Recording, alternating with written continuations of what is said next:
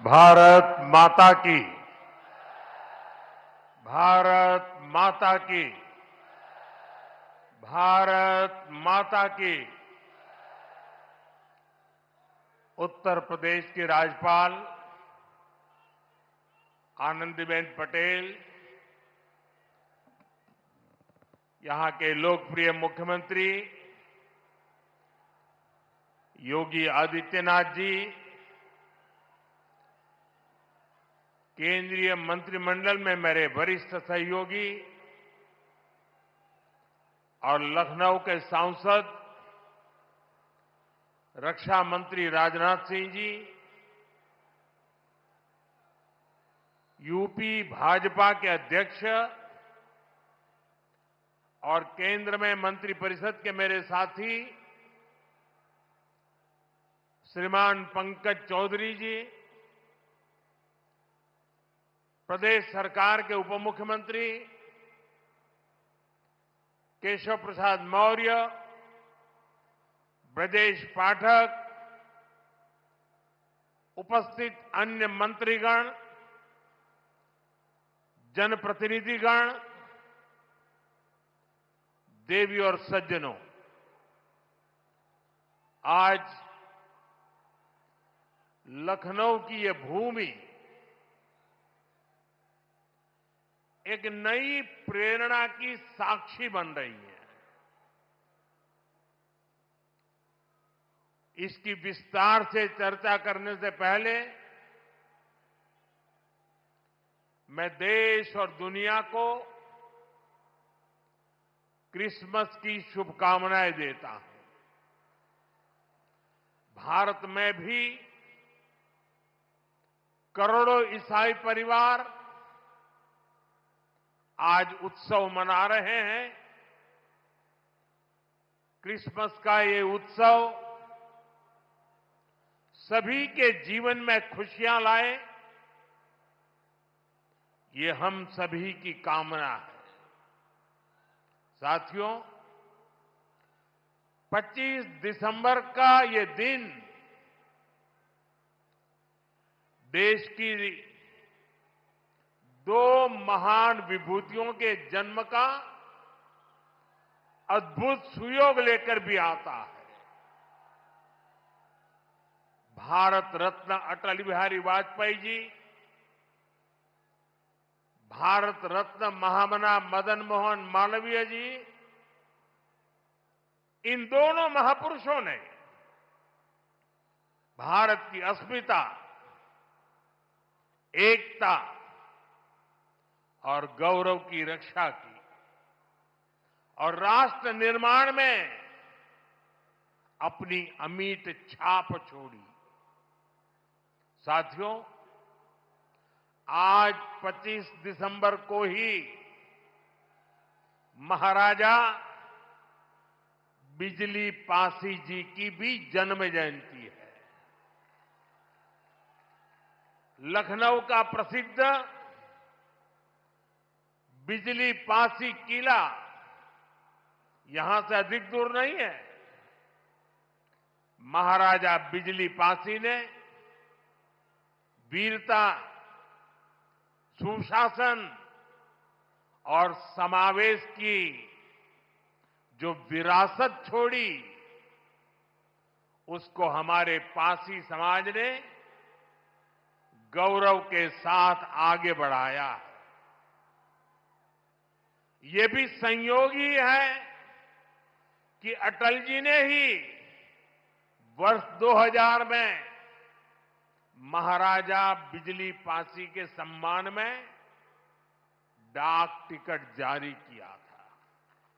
साथियों, आज इस पावन दिन मैं महामना मालवीय जी, अटल जी और महाराजा बिजली पासी को श्रद्धापूर्वक नमन करता हूं, उनका वंदन करता हूं। साथियों, थोड़ी देर पहले मुझे यहां राष्ट्र प्रेरणा स्थल का लोकार्पण करने का सौभाग्य मिला है। ये राष्ट्र प्रेरणा स्थल उस सोच का प्रतीक है जिसने भारत को आत्मसम्मान, एकता और सेवा का मार्ग दिखाया है। डॉक्टर श्यामा प्रसाद मुखर्जी, पंडित दीनदयाल उपाध्याय जी और अटल बिहारी वाजपेयी जी, इनकी विशाल प्रतिमाएं जितनी ऊंची है, इनसे मिलने वाली प्रेरणाएं उससे भी अधिक बुलंद है। अटल जी ने लिखा था, नीरवता से मुखरित मधुबन, परहित अर्पित अपना तन मन, जीवन को शत शत आहुति में जलना होगा, गलना होगा, कदम मिलाकर चलना होगा। ये राष्ट्र प्रेरणा स्थल हमें संदेश देता है कि हमारा हर कदम, हर पग, हर प्रयास राष्ट्र निर्माण के लिए समर्पित हो।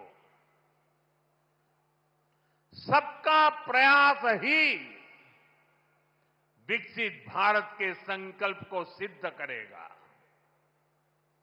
मैं लखनऊ को, उत्तर प्रदेश को, पूरे देश को इस आधुनिक प्रेरणा स्थली की बधाई देता हूं। और जैसा अभी बताया गया और वीडियो में भी दिखाया गया कि जिस जमीन पर यह प्रेरणा स्थल बना है,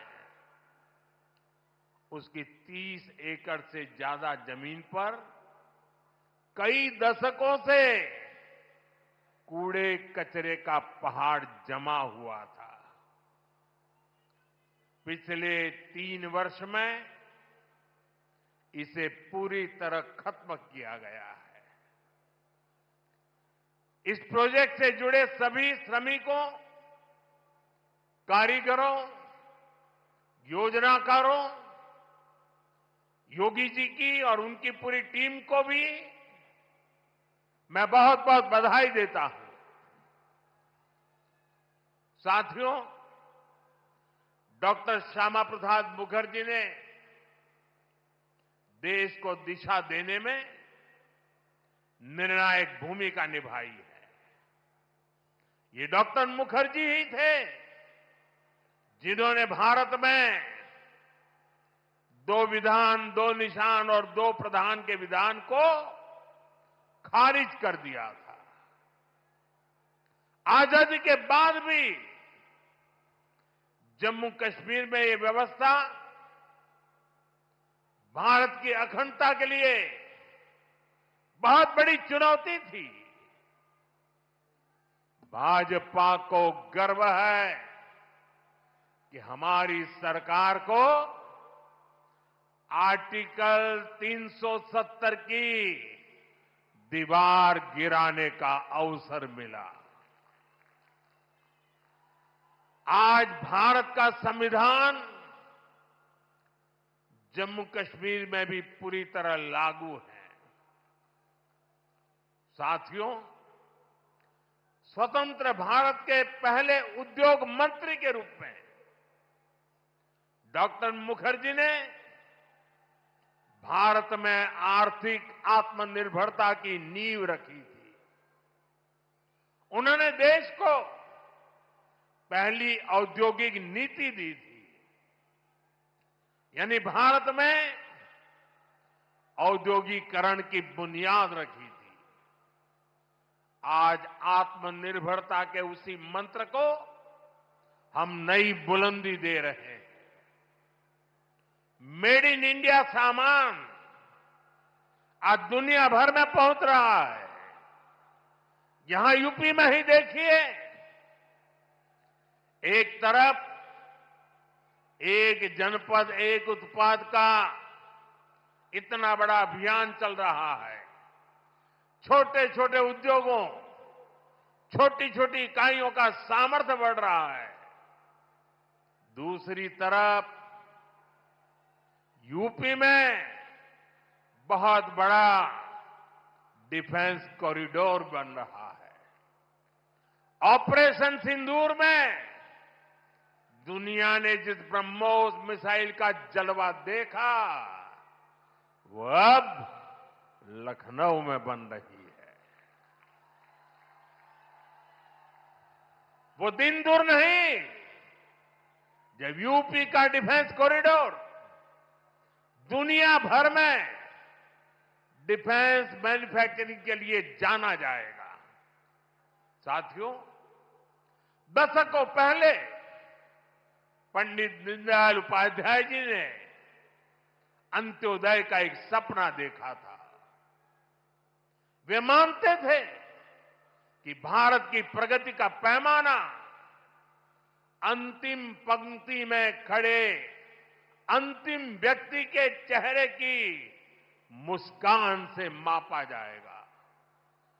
दीनदयाल जी ने एकात्म मानववाद का दर्शन भी दिया, जहां शरीर, मन, बुद्धि और आत्मा सबका विकास हो।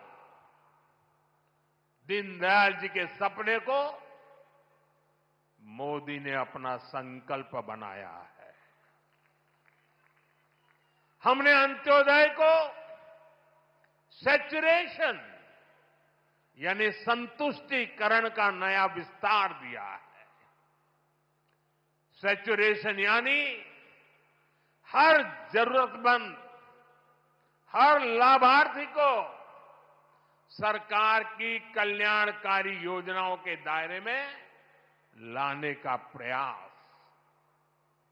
जब सैचुरेशन की भावना होती है तो भेदभाव नहीं होता,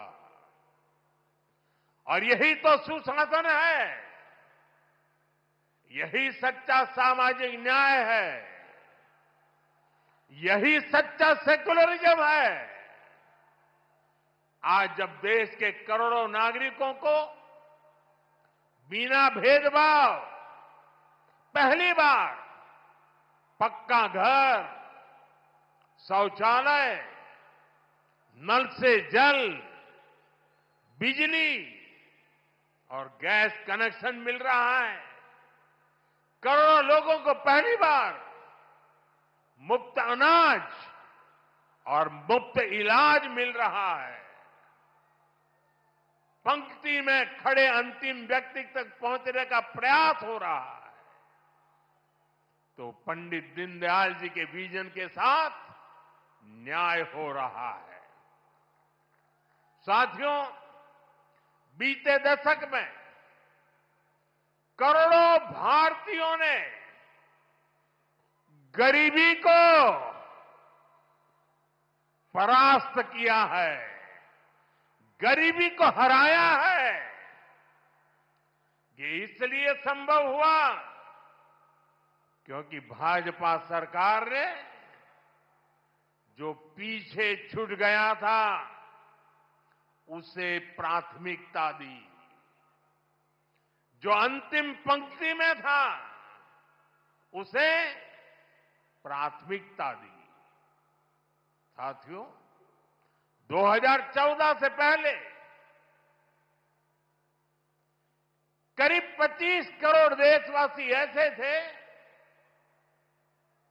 जो सरकार की सामाजिक सुरक्षा योजनाओं के दायरे में थे। 25 करोड़। आज करीब 95 करोड़ भारतवासी इस सुरक्षा कवच के दायरे में है। उत्तर प्रदेश में भी बड़ी संख्या में लोगों को इसका लाभ मिला है। मैं आपको एक और उदाहरण देता हूं। जैसे बैंक खाते सिर्फ कुछ ही लोगों के होते थे, वैसे ही बीमा भी कुछ ही संपन्न लोगों तक सीमित था। हमारी सरकार ने अंतिम व्यक्ति तक बीमा सुरक्षा पहुंचाने का बीड़ा उठाया। इसके लिए प्रधानमंत्री जीवन ज्योति बीमा योजना बनाई। इससे मामूली प्रीमियम पर 2 लाख रुपए का बीमा सुनिश्चित हुआ। आज इस स्कीम से 25 करोड़ से ज्यादा गरीब जुड़े हैं। इसी तरह दुर्घटना बीमा के लिए प्रधानमंत्री सुरक्षा बीमा योजना चल रही है। इससे भी करीब 55 करोड़ गरीब जुड़े हैं। ये वो गरीब देशवासी हैं जो पहले बीमा के बारे में सोच भी नहीं पाते थे। साथियों, आपको जानकर के हैरानी होगी, इन योजनाओं से करीब करीब 25,000 करोड़ रुपए का क्लेम इन छोटे छोटे परिवार के छोटे छोटे जिंदगी के गुजारे करने वाले मेरे सामान्य गरीब परिवारों तक 25,000 करोड़ रुपया का लाभ पहुंचा है। यानी संकट के समय ये पैसा गरीब परिवारों के काम आया है। साथियों, आज अटल जी की जयंती का ये दिन सुशासन के उत्सव का भी दिन है। लंबे समय तक देश में गरीबी हटाओ जैसे नारों को ही गवर्नेंस मान लिया गया था, लेकिन अटल जी ने सही मायने में सुशासन को जमीन पर उतारा। आज डिजिटल पहचान की इतनी चर्चा होती है, इसकी नींव बनाने का काम अटल जी की सरकार ने ही किया था। उस समय जिस विशेष कार्ड के लिए काम शुरू हुआ था, जो आज आधार के रूप में विश्वविख्यात हो चुका है, भारत में टेलीकॉम क्रांति को गति देने का श्रेय भी अटल जी को ही जाता है। उनकी सरकार ने जो टेलीकॉम नीति बनाई, उससे घर घर तक फोन और इंटरनेट पहुंचना आसान हुआ और आज भारत दुनिया में सबसे अधिक मोबाइल और इंटरनेट यूजर वाले देशों में से एक है। साथियों, आज अटल जी जहां होंगे, इस बात से प्रसन्न होंगे कि बीते 11 वर्षों में भारत दुनिया का दूसरा बड़ा मोबाइल फोन निर्माता बन गया है।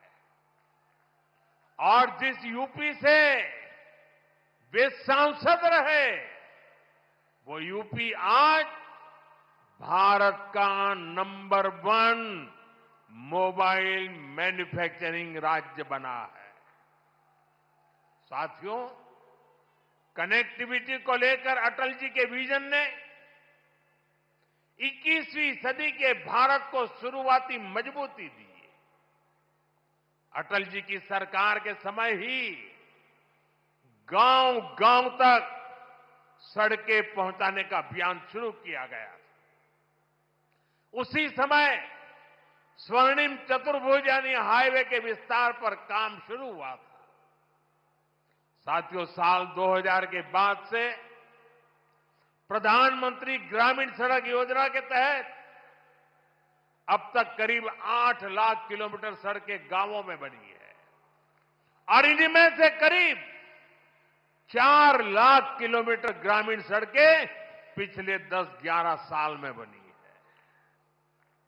और साथियों, आज आप देखिए, आज हमारे देश में अभूतपूर्व गति से एक्सप्रेसवे बनाने का काम कितनी तेजी से चल रहा है। हमारा यूपी भी एक्सप्रेसवे स्टेट के रूप में अपनी पहचान बना रहा है। वो अटल जी ही थे जिन्होंने दिल्ली में मेट्रो की शुरुआत की थी। आज देश के 20 से ज्यादा शहरों में मेट्रो नेटवर्क लाखों लोगों का जीवन आसान बना रहा है। भाजपा एनडीए सरकार ने सुशासन की जो विरासत बनाई है, उसे आज भाजपा की केंद्र और राज्य की सरकारें नए आयाम, नया विस्तार दे रही है। साथियों, डॉक्टर मुखर्जी, पंडित दीनदयाल जी, अटल जी, इन 3 महापुरुषों की प्रेरणा, उनके विजनरी कार्य, ये विशाल प्रतिभाएं विकसित भारत का बहुत बड़ा आधार है। आज इनकी प्रतिमाएं हमें नई ऊर्जा से भर रही है। लेकिन हमें यह नहीं भूलना है कि आजादी के बाद भारत में हुए हर अच्छे काम को कैसे एक ही परिवार से जोड़ने की प्रवृत्ति पनपी। किताबें हो, सरकारी योजनाएं हो, सरकारी संस्थान हो, गली, सड़क, चौराहे हो, एक ही परिवार का गौरवगान, एक ही परिवार के नाम, उनकी ही मूर्तियां, यही सब चला। भाजपा ने देश को एक परिवार की बंधक बनी इस पुरानी प्रवृत्ति से भी बाहर निकाला है। हमारी सरकार मां भारती की सेवा करने वाली हर अमर संतान, हर किसी के योगदान को सम्मान दे रही है। मैं कुछ उदाहरण आपको देता हूं। आज नेताजी सुभाष चंद्र बोस की प्रतिमा दिल्ली के कर्तव्य पथ पर है। अंडमान में जिस द्वीप पर नेताजी ने तिरंगा फहराया, आज उसका नाम नेताजी के नाम पर है। साथियों, कोई नहीं भूल सकता कि कैसे बाबा साहब आंबेडकर की विरासत को मिटाने का प्रयास हुआ।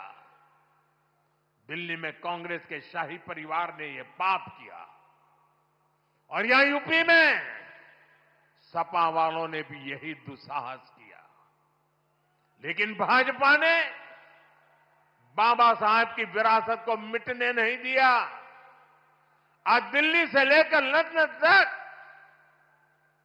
बाबा साहब आंबेडकर के पंचतीर्थ उनकी विरासत का जयघोष कर रहे हैं। साथियों, सरदार वल्लभ भाई पटेल ने सैकड़ों रियासतों में बटे हमारे देश को एक किया था। लेकिन आजादी के बाद उनके काम और उनके कद दोनों को छोटा करने का प्रयास किया गया। ये भाजपा है जिसने सरदार साहब को वो मान सम्मान दिया जिसके वो हकदार थे। भाजपा ने ही सरदार पटेल की विश्व की सबसे ऊंची प्रतिमा बनाई, एकता नगर के रूप में एक प्रेरणा स्थली का निर्माण किया। अब हर साल वहां 31 अक्टूबर को देश राष्ट्रीय एकता दिवस का मुख्य आयोजन करता है। साथियों, हमारे यहां दशकों तक आदिवासियों के योगदान को भी उचित स्थान नहीं दिया गया। हमारी सरकार ने ही भगवान बिरसा मुंडा का भव्य स्मारक बनाया। अभी कुछ सप्ताह पहले ही छत्तीसगढ़ में शहीद वीर नारायण सिंह आदिवासी म्यूजियम का लोकार्पण हुआ है। साथियों, देश भर में ऐसे अनेक उदाहरण हैं। यही उत्तर प्रदेश में ही देखें तो महाराजा सुहेलदेव का स्मारक तब बना जब भाजपा सरकार बनी। यहां निषाद राज और प्रभु श्री राम की मिलनस्थली को अब जाकर के मान सम्मान मिला। राजा महेंद्र प्रताप सिंह से लेकर चौरी चौरा के शहीदों तक मां भारती के सपूतों के योगदान को भाजपा सरकार ने ही पूरी श्रद्धा और विनम्रता से याद किया। साथियों, परिवारवाद की राजनीति की एक विशिष्ट पहचान होती है। यह असुरक्षा से भरी हुई होती है। इसलिए परिवारवादियों के लिए दूसरों की लकीर छोटी करना मजबूरी हो जाता है, ताकि उनके परिवार का कद बड़ा दिखे और उनकी दुकान चलती रहे। इसी सोच ने भारत में राजनीतिक छुआछूत का चलन शुरू किया। आप सोचिए, आजाद भारत में अनेक प्रधानमंत्री हुए, लेकिन राजधानी दिल्ली में जो म्यूजियम था उसमें अनेक पूर्व प्रधानमंत्रियों को नजरअंदाज किया गया। इस स्थिति को भी भाजपा ने, एनडीए ने ही बदला है। आज आप दिल्ली जाते हैं तो भव्य प्रधानमंत्री संग्रहालय आपका स्वागत करता है। वहां आजाद भारत के हर प्रधानमंत्री, चाहे कार्यकाल कितना भी छोटा रहा हो, सबको उचित सम्मान और स्थान दिया गया है। साथियों, कांग्रेस और उसके सहयोगियों ने राजनीतिक रूप से भाजपा को हमेशा अछूत बनाए रखा, लेकिन भाजपा के संस्कार हमें सबका सम्मान करना सिखाते हैं। बीते 11 वर्षों में भाजपा सरकार के दौरान, एनडीए सरकार के दौरान नरसिम्हा राव जी और प्रणब बाबू को भारत रत्न दिया गया है। यह हमारी सरकार है जिसने मुलायम सिंह यादव जी और तरुण गोगोई जी जैसे अनेक नेताओं को राष्ट्रीय पुरस्कारों से सम्मानित किया है। कांग्रेस से यहां समाजवादी पार्टी से कोई भी ऐसी उम्मीद तक नहीं कर सकता। इन लोगों के राज में तो भाजपा के नेताओं को सिर्फ अपमान ही मिलता था।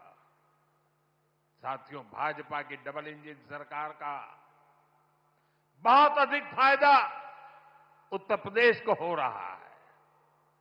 उत्तर प्रदेश 21वीं सदी के भारत में अपनी एक अलग पहचान बना रहा है और मेरा सौभाग्य है कि मैं यूपी से सांसद हूं। आज मैं बहुत गर्व से कह सकता हूं कि उत्तर प्रदेश के मेहनतकश लोग एक नया भविष्य लिख रहे हैं। कभी यूपी की चर्चा खराब कानून व्यवस्था को लेकर होती थी, आज यूपी की चर्चा विकास के लिए होती है।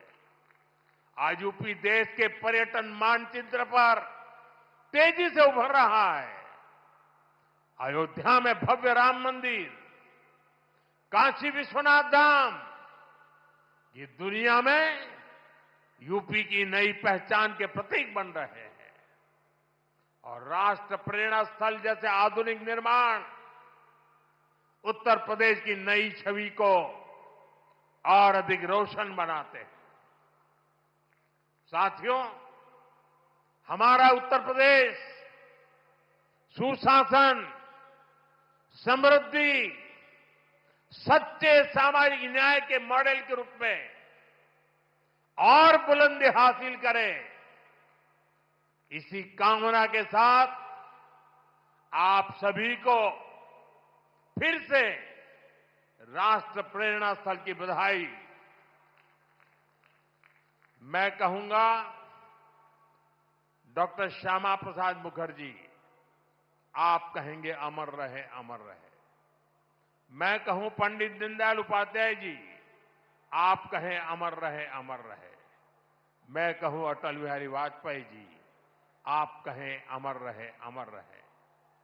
पंडित श्यामा प्रसाद मुखर्जी, श्यामा प्रसाद मुखर्जी, श्यामा प्रसाद मुखर्जी, पंडित दीनदयाल जी, पंडित दीनदयाल जी, पंडित दीनदयाल जी, अटल बिहारी वाजपेयी जी, अटल बिहारी वाजपेयी जी, अटल बिहारी वाजपेयी जी, भारत माता की वंदे वंदे। बहुत बहुत धन्यवाद।